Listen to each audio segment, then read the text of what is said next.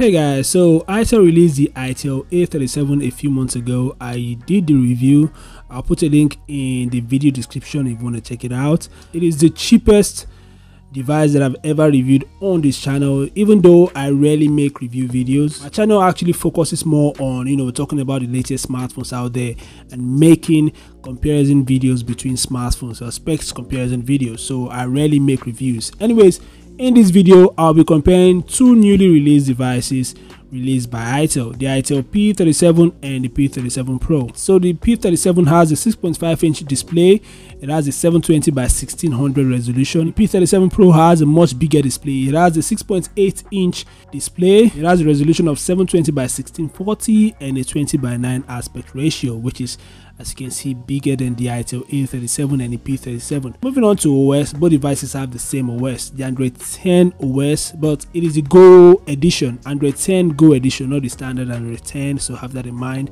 Moving on to SoC, the P37 Pro has the Unisoc SC98638. The P37 has the Unisoc SC7731E. So as you can see, both devices have super entry-level SoC, so gaming isn't actually a good idea here, guys. Moving on to memory, the P37 has 2GB RAM and 32GB internal storage, while the Pro version has 3GB RAM and 64GB internal storage. Moving on to camera, the P37 has a dual camera setup at the back, an 8-megapixel main camera and a 0.3-megapixel additional camera. The Pro version has a 13-megapixel main camera and a 0.3-megapixel additional camera. Both devices have the same selfie camera, 8-megapixel.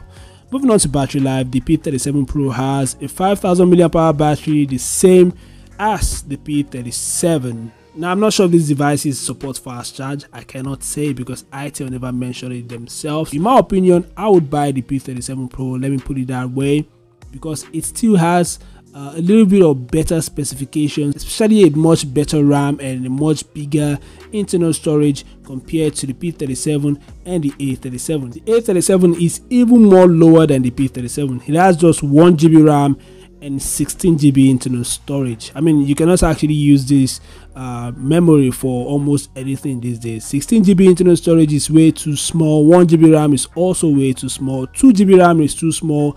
32GB internal storage is also too small. Many budget devices out there are being released with 4GB RAM and 64GB and 128GB internal storage, although they may be a little bit more expensive than these devices here, but they are still very affordable.